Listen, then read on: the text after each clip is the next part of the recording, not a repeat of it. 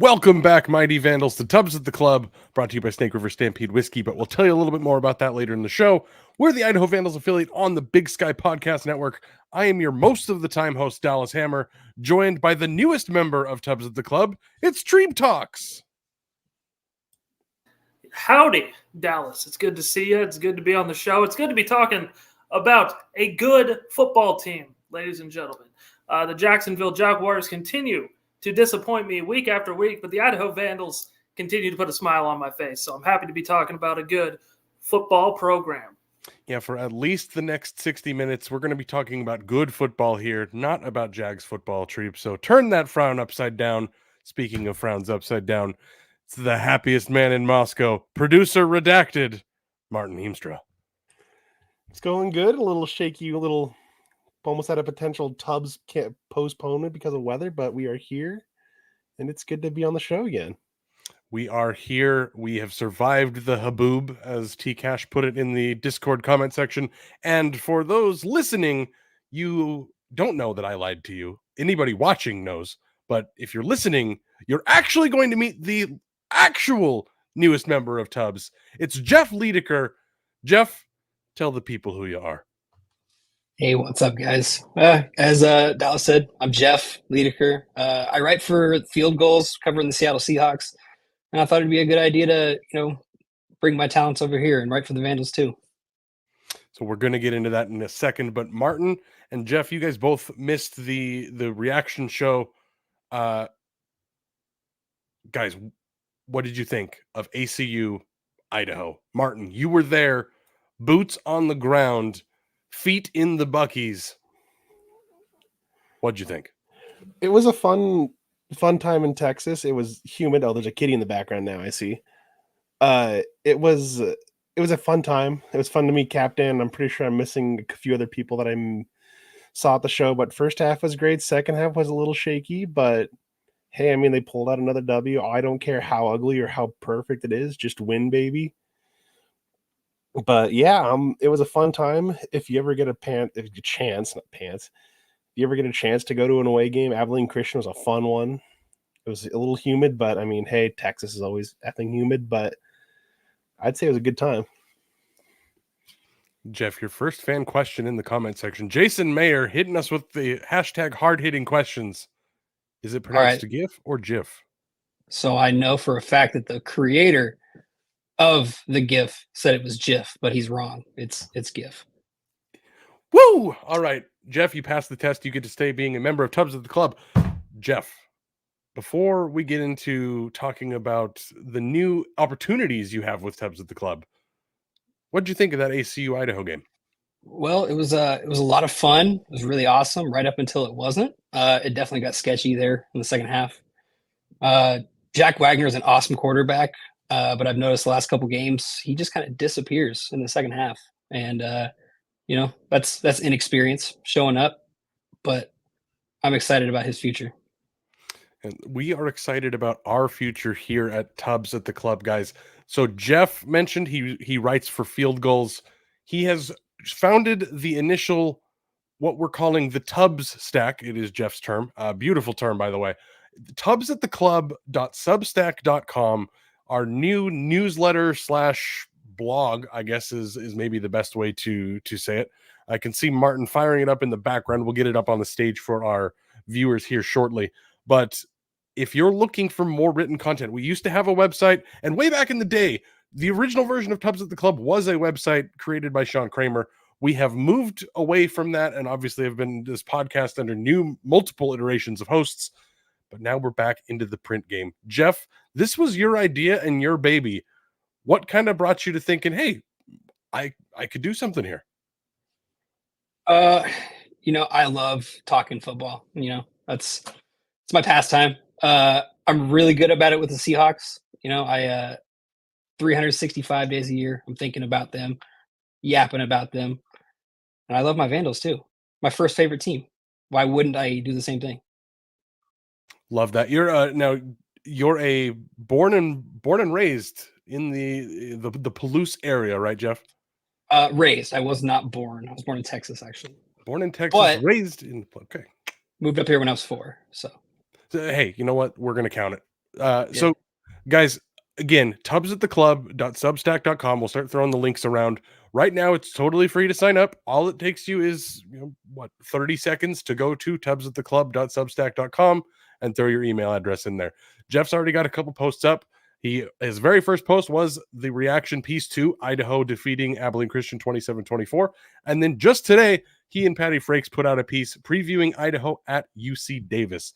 Jeff, anything you want to bring up from this most recent article previewing Idaho at UC Davis before we get into talking about it here on the show? If we're gonna talk about it, I'll just say expect a dogfight. It's gonna be a battle. It's gonna be a lot of defense.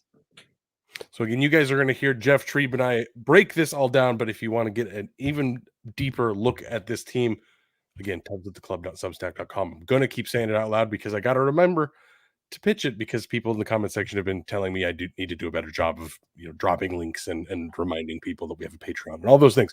Anyways, gentlemen, it's Around the Bar, brought to us by Hughes River Expedition. UC Davis. First-year head coach Tim Plow. He's never been a head coach before. He was previously the offensive coordinator before Baby Hawkins was their offensive coordinator the last few years of the Dan Hawkins era. They're 3-1 this season. Wins over TAMUCC, that's Texas A&M University Commerce, and then Southern Utah and Utah Tech did lose to FBS California. Their defense is still similar to what it was before. Matt Coombs is in his 5th year as the defensive coordinator there, so still 3 down linemen and typically a standing pass rusher that they kind of rotate out, 5 defensive backs. They're going to look pretty similar. Offense will certainly be a little bit different as there's a different guy calling plays, but this is pretty similar to the UC Davis team that we've seen that's been good for quite a while, Jeff. Yeah, they're just another one of these older teams in the Big Sky. They're looking for they're looking to make a name for themselves before it's all over for them. But watch out for the Vandals. Treeb, you know what I got to get better at, Dallas, as I keep bringing up amateur hour. It's been Dallas, yours. You are Dallas. God damn it. Dallas, Marceau, and Martin's thing. I need to get better at hitting the mute button quicker. It's a speed issue with me. But anyway, this UC Davis defense is going to be probably the biggest defensive test for the Vandals since they played Oregon. And I am excited to see how this offense responds against that defense, mostly to see if they're going to change things up. What are they going to do with Jack Wagner? Are they finally going to go to that, ground and pound, try to get these long possessions going? Or are they still going to let Jack Wagner, sling the rock? But UC Davis does have a very stout secondary. And, the rumor is that they could be getting a big playmaker back this week. So, slinging the rock around might not be the best move offensively for Idaho. So, again, UC Davis's defense is nothing to play around with, and Idaho's offense is going to be tested this week. Yeah, Coach X said, and again, guys, if you're not listening to it, you should be checking out Vandals Weekly Big Sky Breakdown on Skyline Sports every week. Eck does a really great interview with friend of the pod, Colter Nuanez. Some of the things he mentioned about UC Davis this week is that they're planning on Rex Connors being back on defense. Rex Connors being the best player at UC Davis, and I don't think it's particularly close. Yes, Land Larison's the name on the offense, but defensively, Rex Connors has been a stud for years. Multiple time All Big Sky talent. He played the first game against Cal and then has been out ever since. Again, he is out at the moment, but Eck has said that they are planning on him coming back. And then you talk about that defense, Treeb. Eck said a lot of things about this defense. They do a tremendous job of using their personnel. He specifically called out their defensive line.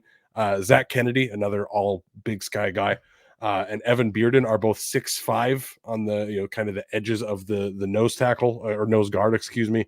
And their nose guard Toki is 5'11", 375 pounds. So there's a whole bunch of beef up front, and then you've got a couple linebackers behind them that are honestly very good, very, very good linebackers. David Meyer leads the team with 41 tackles and a couple picks.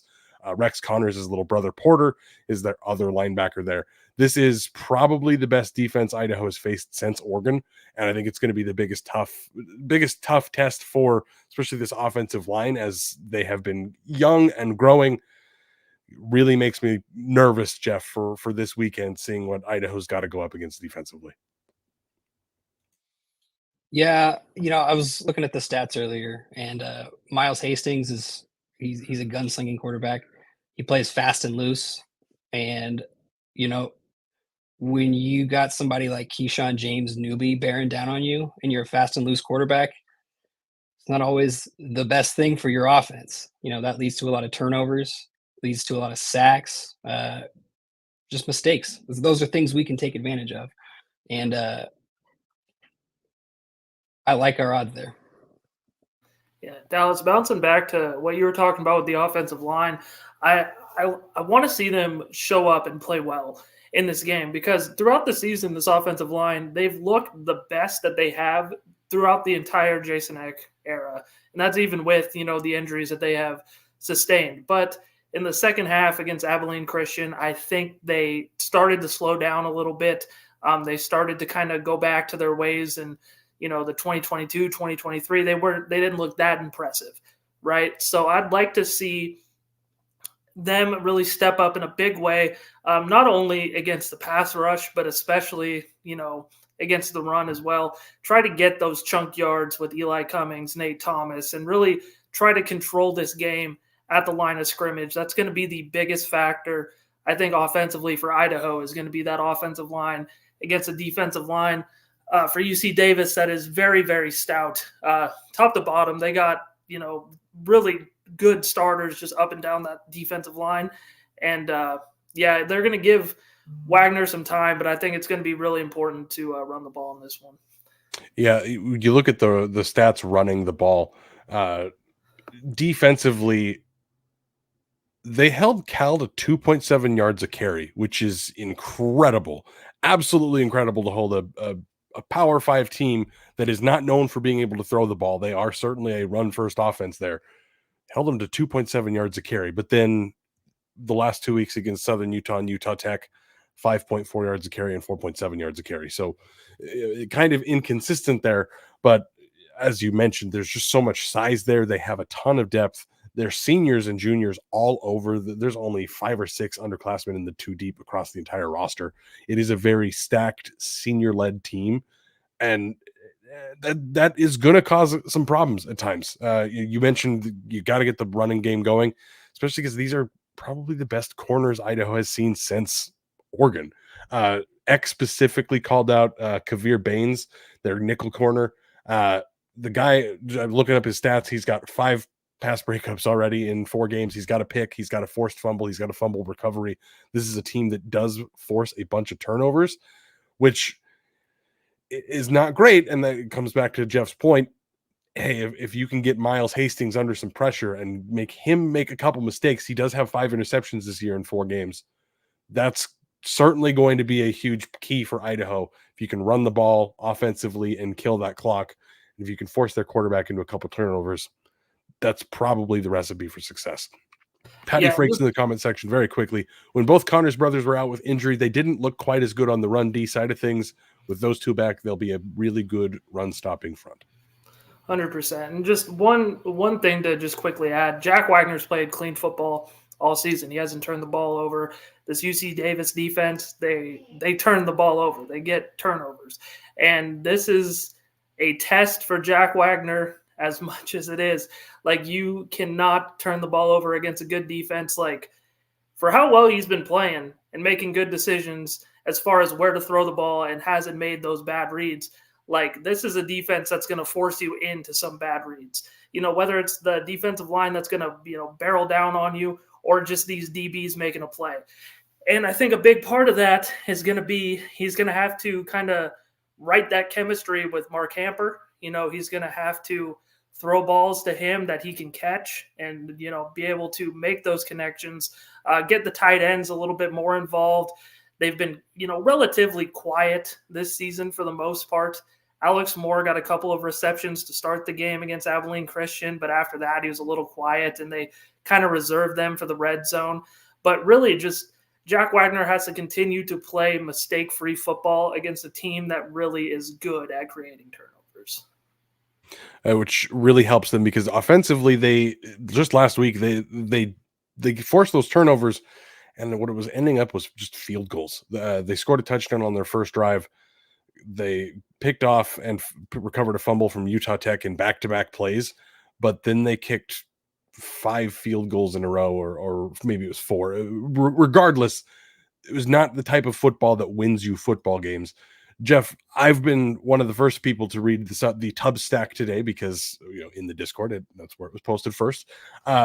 You did a look across the offense for UC Davis. What can you tell us about them? Because that's, again, you got to score touchdowns here, but they do have a bunch of guys that can move the ball pretty well.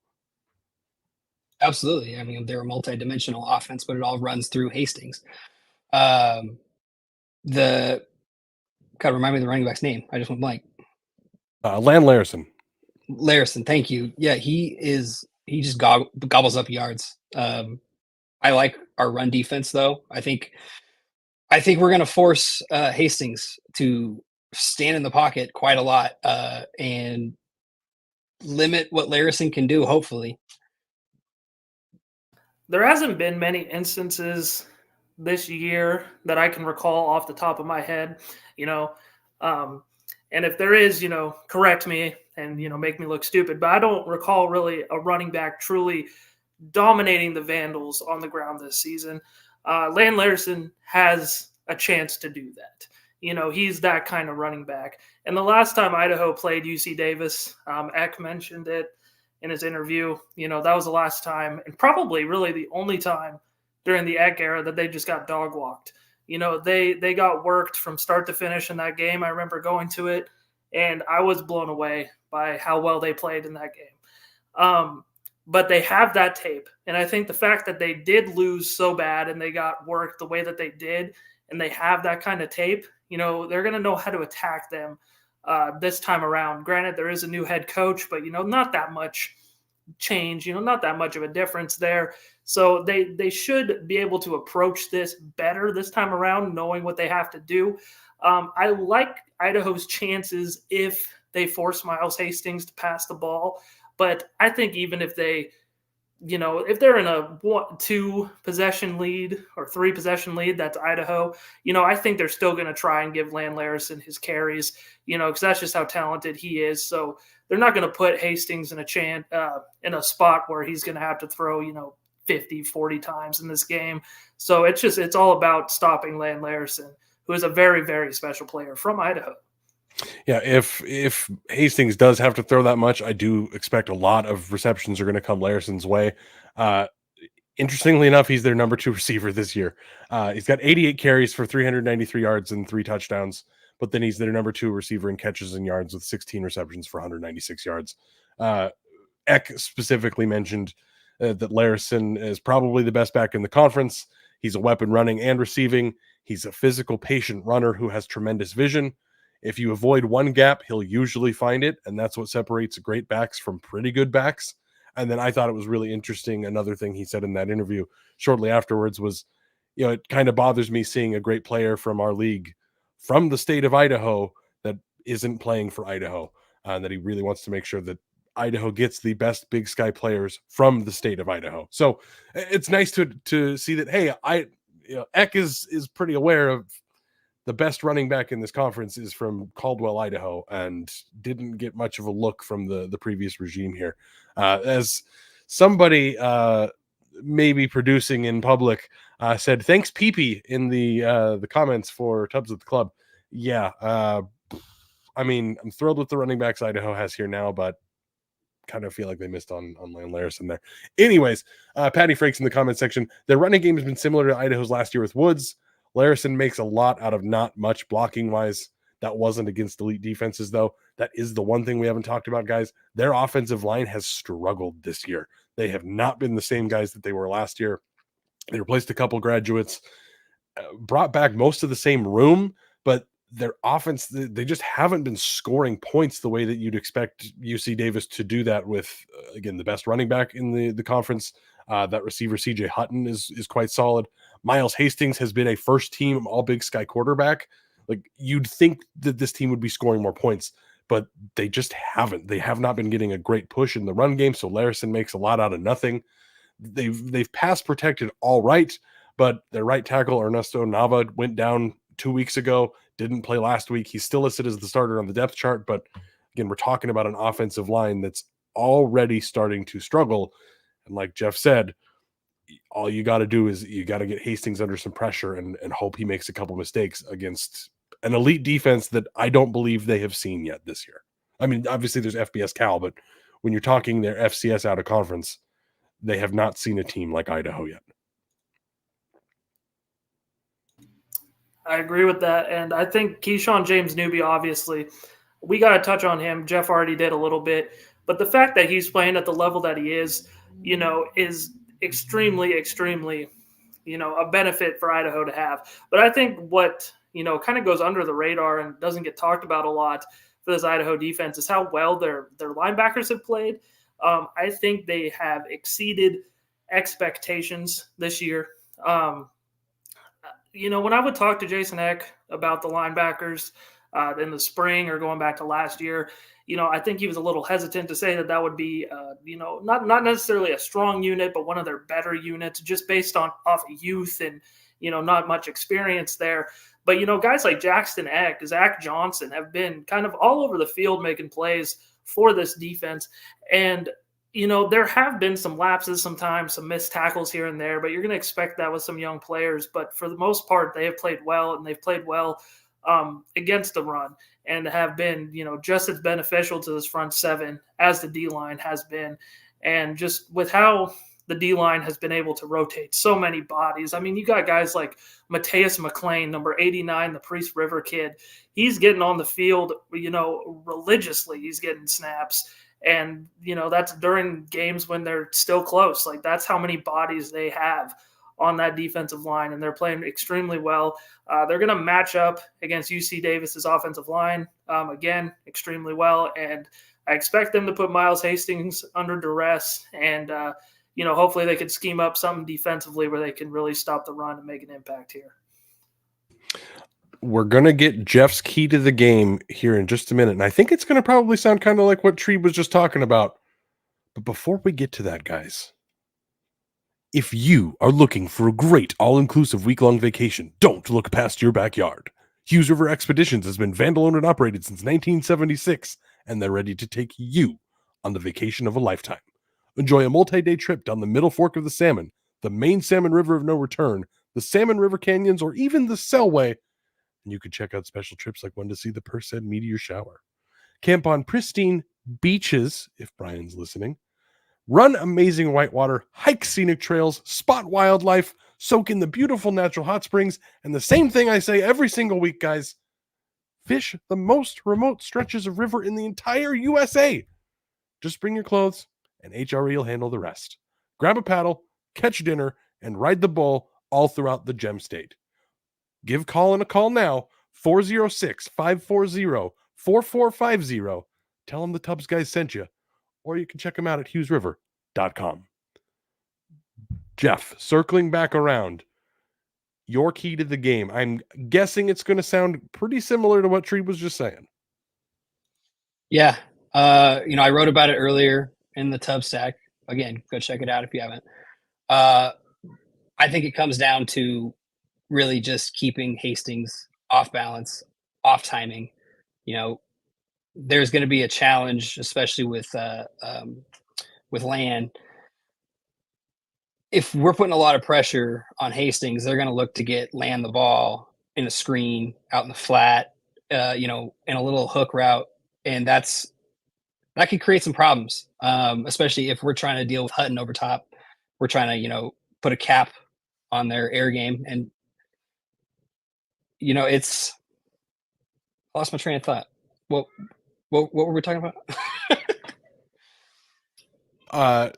Talking about how Idaho is going to wipe the floor with UC Davis because Hastings is going to struggle to get the ball out other than Larison in the flat and some curls. Yeah. You just have to limit the explosive plays with guys like that. And the easiest way to do that is to keep their quarterback on his heels. Yeah, hopefully we see again. Keyshawn James Newby can get in the backfield a couple different times. I think I think that's going to be about it.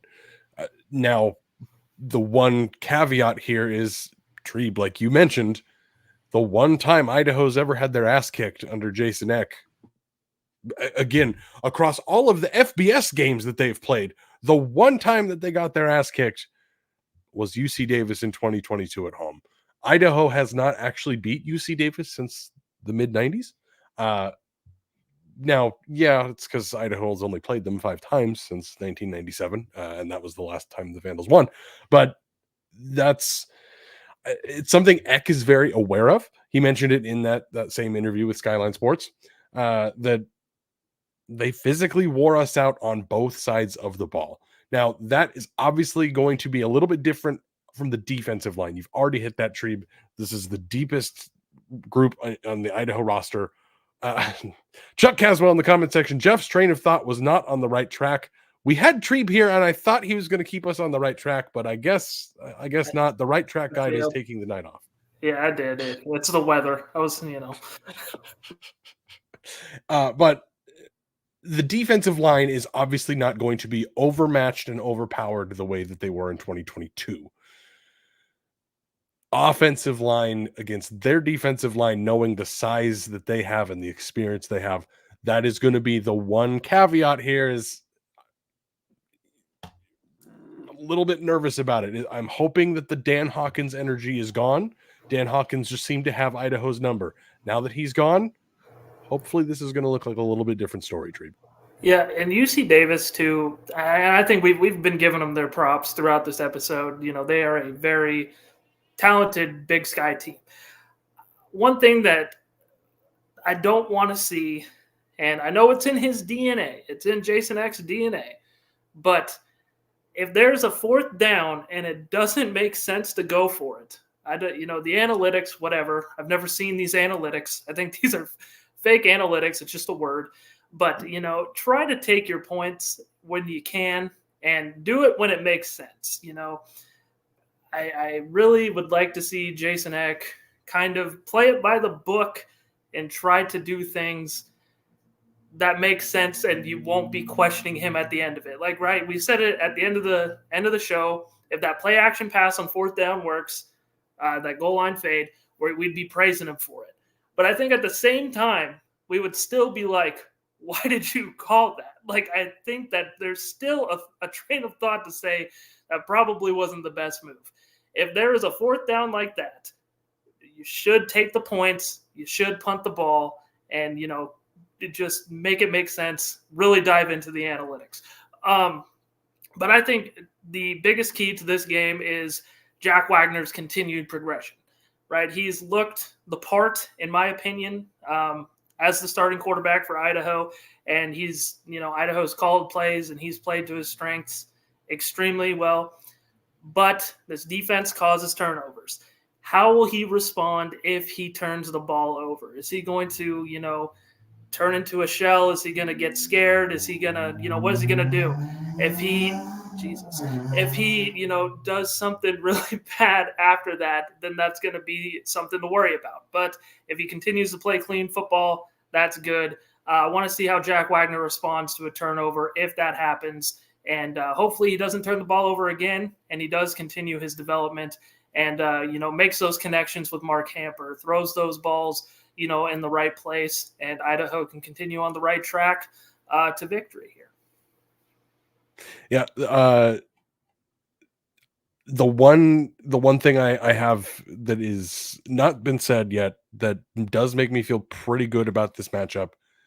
UC Davis has just 4 sacks this year and are credited with just 7 quarterback hurries. So for a young guy making this is Wagner's 4th start in college, and he didn't get a whole lot of them in high school. Again, backing up a UW quarterback for multiple years. Is Idaho going to be able to keep him upright and unpressured so that when Wagner has to throw, it is not the entire game is riding on this arm and this decision? I believe Idaho has a great chance to just get the run game going, make this a pretty easy game, and make this a, hey, Jack, don't lose the game, instead of a Jack, we need you to win the game. we talked about it in the reaction show last week. I don't know if Jack Wagner is there yet to being able to win games with his arm just by himself. Not many guys in college do that. But this Idaho offensive line, this is the biggest test of the year to me. If you get through this game and you look like, hey, we just took on a ranked Big Sky team and kept the quarterback alive, we kept the run game going, the offense did not sputter out, just you were able to take control of the game. This is the mark. If Idaho gets through this game relatively easily, then man, don't circle Frisco, but certainly start dreaming about it. Yeah, start booking your tickets. Start finding some hotels for cheap right now, I would say. But I think you bring up a good point, is that Idaho can't rely on Jack Wagner to win the game. That's not to say he can't do it, because we haven't seen it, right? But that's just, for a guy that's made his fourth start, you don't want to put him in that position. And with the way that Idaho has been coaching, calling the plays and things like that, they haven't put him there. And I think Idaho's offense, with Jason Eck, Lou Schleissner, they've called plays and they run their offense so effectively that I don't think it will ever be at that point where he has to be there.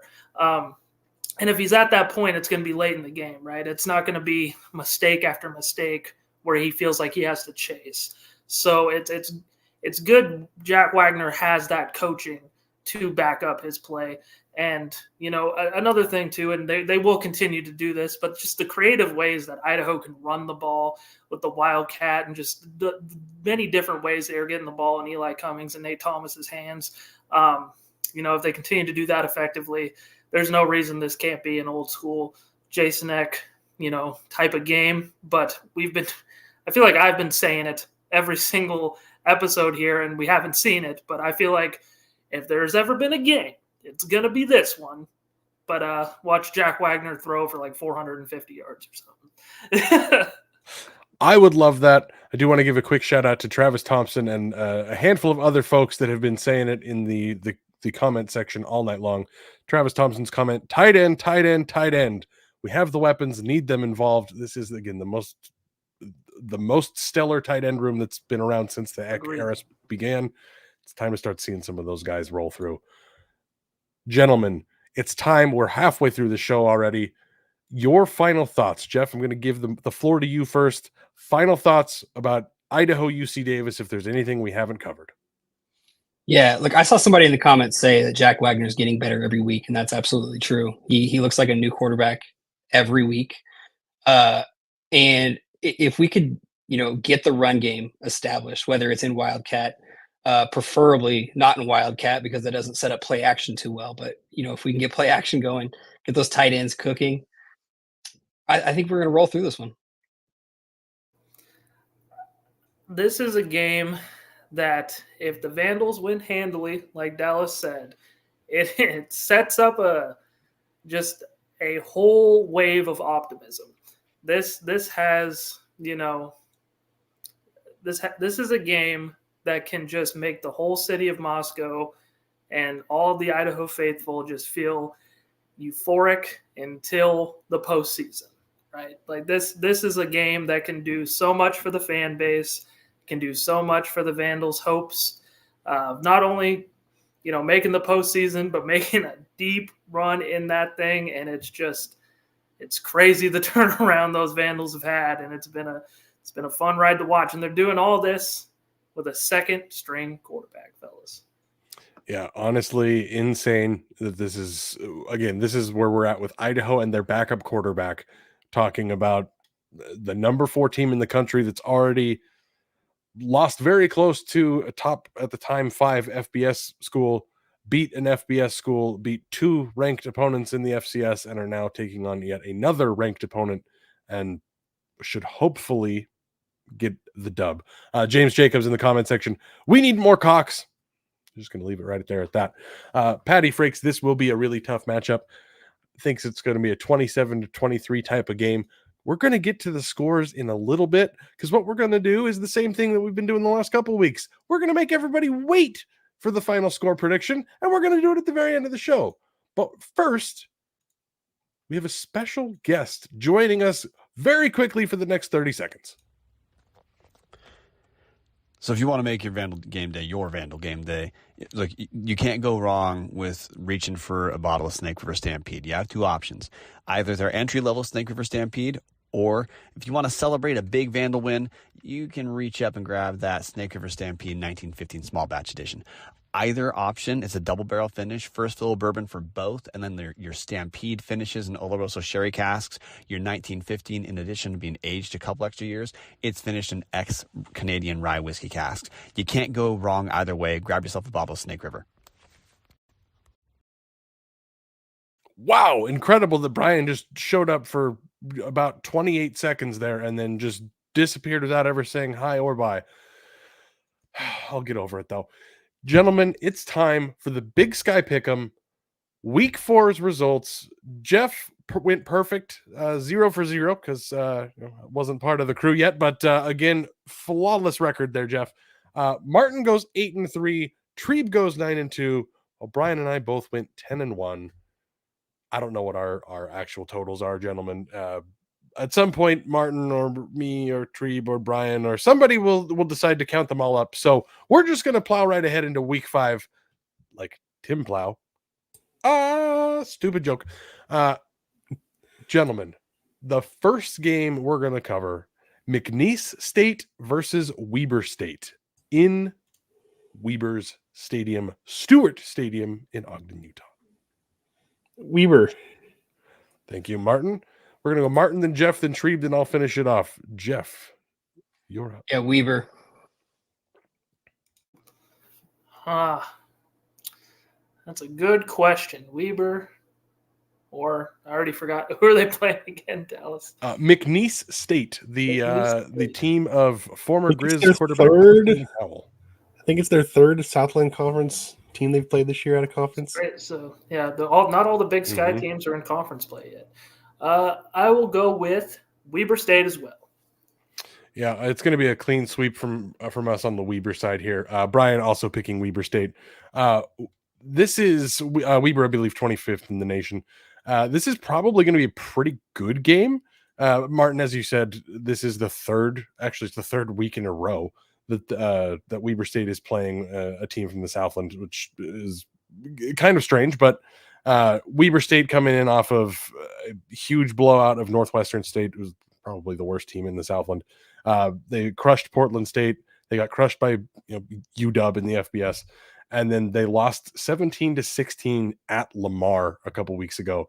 McNeese State has lost to Tarleton State. They lost to Texas A&M, and then they've beat a bunch of mostly nobodies. They did beat Stephen F. Austin, who maybe something, but they beat Alcorn State. Who cares?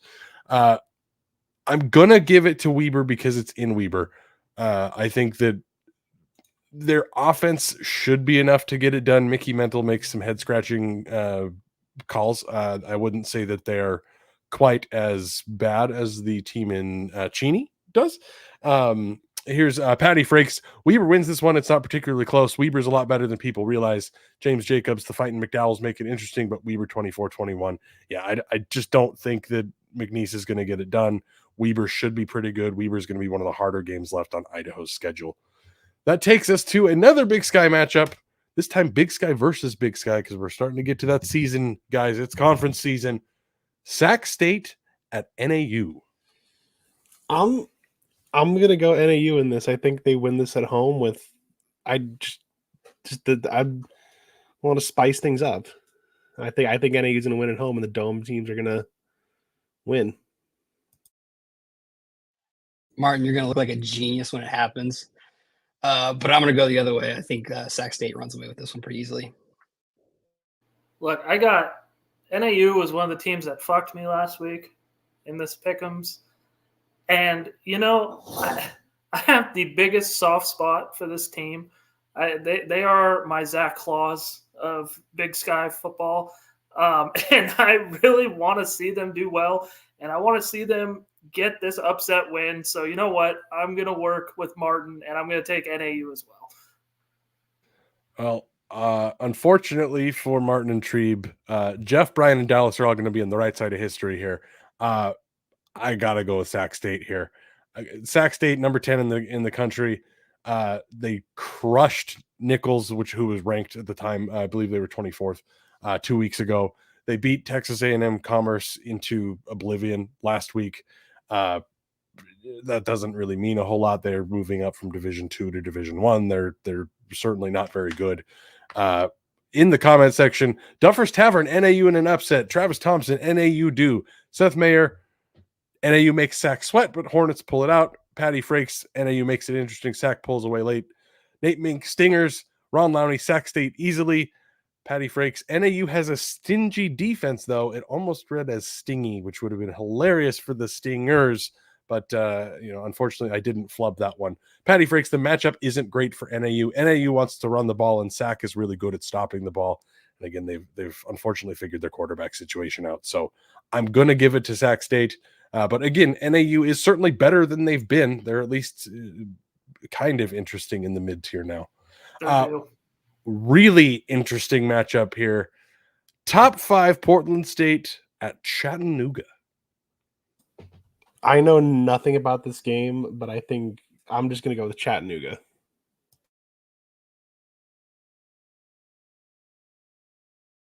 Leaving everybody speechless, I know. That's you, Jeff. One more time. Who was Portland State at Chattanooga? I'm going to go with not Portland State on this one, guys. Don't forget to mention it's top 5 Portland State. Yeah, it's top 5 Portland State due, just like Northern Arizona's due. I'll go Chattanooga. Portland State's not due. Yeah, I don't think Bryan, that little 28-second drop in he had here, he probably should have been paying more attention. Bryan picked Portland State in this one. I am certainly not going to do that. Chattanooga all the way. Chattanooga is 0-3, so if you look at them, they're 0-4. Ron Lowney 0-4 over 0-3. Chattanooga is 0-3. Portland State, I guess, is technically 0-3 because they had the canceled game. But Chattanooga's losses are 15 at the time, Tennessee in the FBS, Georgia State FBS, and then which they only lost that by 3, by the way. They got killed by Tennessee. And then Mercer, who they just lost to 10-3 last week. That one was unfortunate, but there's Ron Lowney confirming not. So he is not picking Portland State. Duffers Tavern, top 5 Portland State is not due. Nate Mink, top 5 incommunicable diseases. Bryan, I hope you're listening to this somewhere because I don't understand why you picked Portland State, but he did. So the rest of us have Chattanooga and are going to be correct about that one. It's Patty Frakes in the comment section. Mercer is a good team. Yeah, I think Mercer was 23rd last week. Anyways, Montana State at Idaho State. Montana State.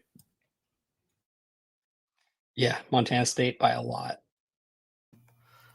I'm going to go with Montana State, the final score of 50-10.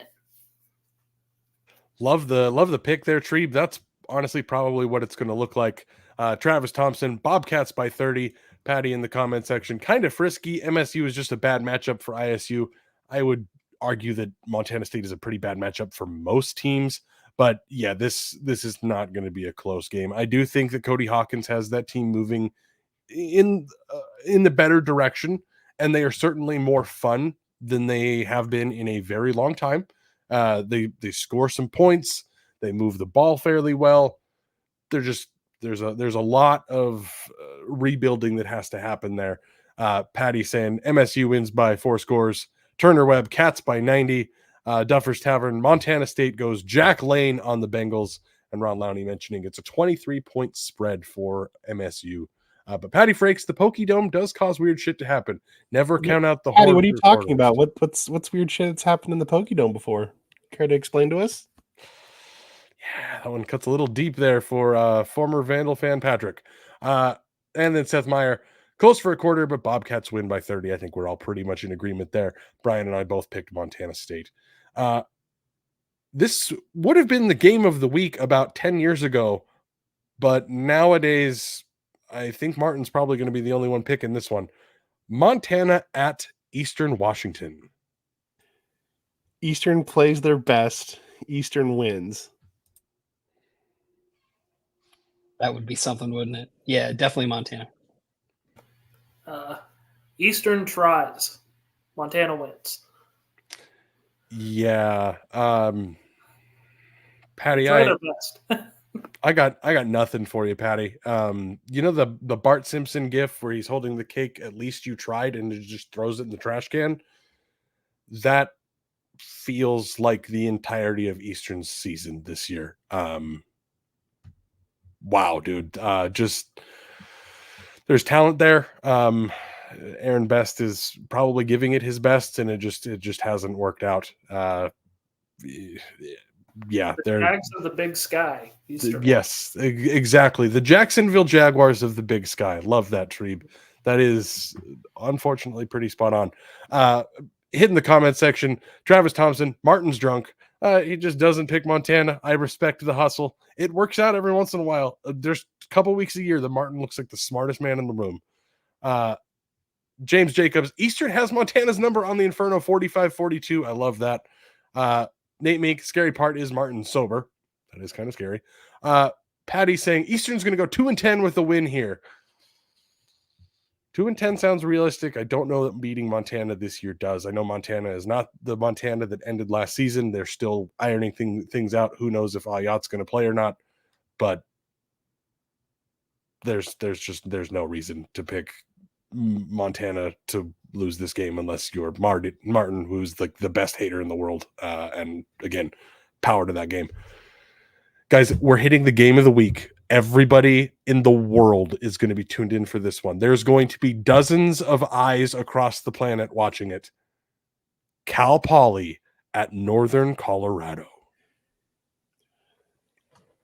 Northern Colorado in the long turf.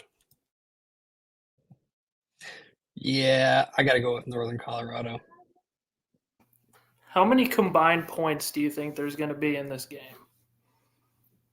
If you had to guess. I'm going to go 15. 15? Dallas, what do you think? Honestly, if you had a real answer. 13 points. 13 points. How about we'll go 25. We'll go 30 just to be safe. And if you comment on the replay of this video and you pick a winner and it's over 30 points and you get the right winner, I will buy whatever you want from Walk On Apparel. I'll pick a random person out of a hat if it's over 30 and you get the winner right. And I'm going to go with Northern Colorado. Very ballsy, Treeb. I love it. But this does have the hallmarkings of a 10-3 or 7-6 game. This is the toilet bowl to end all toilet bowls, gentlemen. This is 1-2 Cal Poly coming in off of a loss to non-scholarship San Diego, a bloodbath loss to Stanford, a 17-point victory over a Division II school, and then Northern Colorado, who is still looking for their first win of the Ed Lamb tenure. Now, Northern Colorado defensively looks so much better than Cal Poly has looked on either side of the ball. So, again, I think Northern Colorado wins this pretty handily. But the score is probably not going to reflect that because, again, this should be a pretty low-scoring game. Bryan also picking UNC in this one. In the comment section, Ron Lowney, Northern Colorado. Turner Webb, 2-0 victory. The safety is the only points. Travis Thompson, UNC. I think that Ron Lowney saying Northern Colorado by 28. Patty Frakes, Cal Poly can't stop the run to save their life. All UNC does is run the ball. UNC and this will be over 30, he says. Chuck Caswell picking Cal Poly. Love that. Fighting Bo Baldwin's all the way. But yeah, this is the BSPN Power Ranking Super Bowl, as Patty puts it in the comment section. The loser gets the 12 spot. Gentlemen, we've now filibustered ourselves around. We've talked Idaho. We gave ourselves 15, 20 minutes off here. Circling back around. Final thoughts and predictions. Martin, you're up first. I think this will be close. I'm still gonna I know Dallas. Wait, didn't both you pick? I'm looking at the disc at the outline now. Didn't both you pick them to lose this game in the Idaho season preview? I think I did. Yes, I did pick Ooh. them to lose this game in the Idaho season preview. Ooh, spicy. Maybe that's a preview of things to come. Who knows? But I think Idaho wins this one like 24-20. Jeff. Yeah, I'm going to say 27-15, a score that doesn't necessarily reflect how close the game is. I think we just kind of put it on ice late in the game.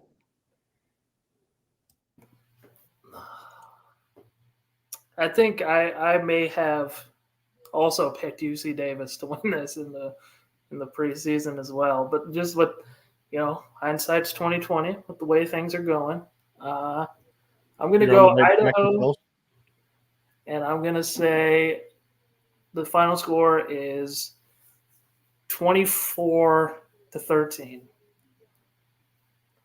Guys, cleaning up the comment section here. Ron Lowney, I'm assuming that's Idaho. Yep, there we go. See the comment later. Idaho 27-17. Travis Thompson, Vandals 27-17. James Jacobs 28-10. Idaho makes a statement. Patty Frake, V's 27-23. Seth Mayer, hot take. Idaho loses this game, but goes into Bozeman 2 weeks later and wins. Ron Lowney is crying in the comment section. We love you, Ron. 31-21 Idaho for Run Rye Run. 31-24 for Turner Webb. 24-23 for Duffer's Tavern. Guys, the one thing I wanted to mention that we did not talk about in this game is this could be one of the last times Idaho ends up playing UC Davis, because UC Davis is pretty actively trying to get into the Pac-12.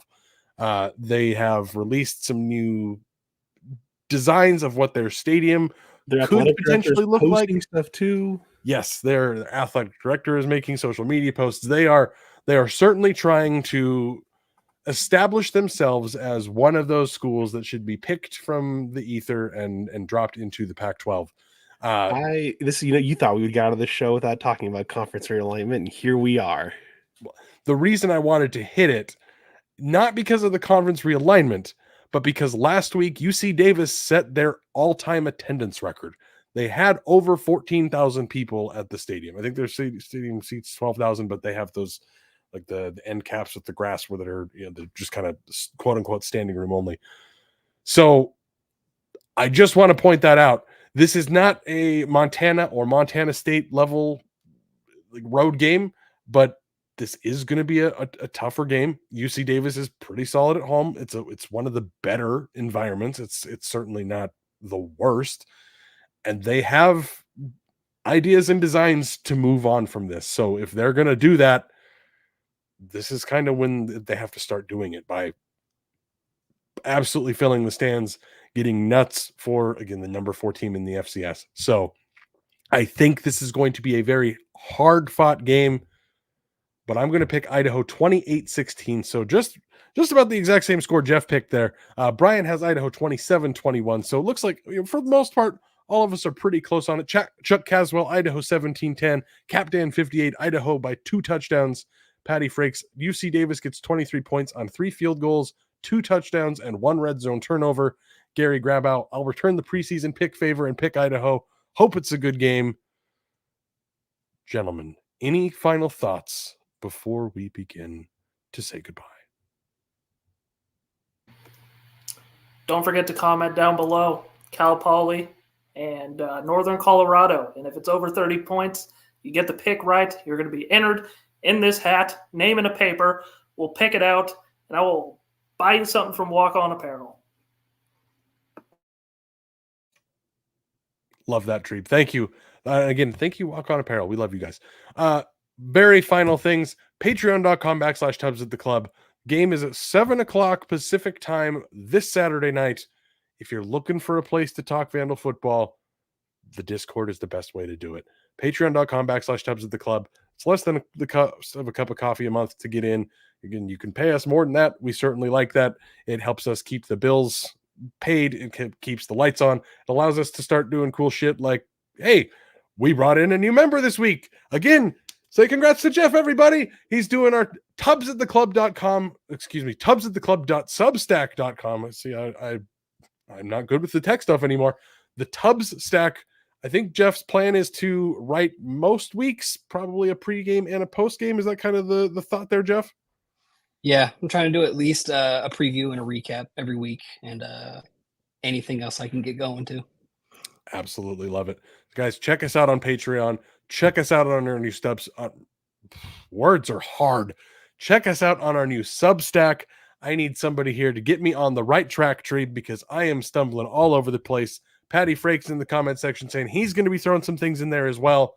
Again, we're trying to bring more Vandal content to you because there's just not a lot of it out there. We've got state-sponsored media. You've got Tubs at the Club. And then you've got the Trib, obviously, is doing their stuff. Randy's doing a great job on that beat. But outside of that, man, it's just the coverage is dwindling. So we're trying to provide as much as we can for you. As always, guys, V's up. And go Vandals. Go Vandals. Go Vandals. Hi, Mom.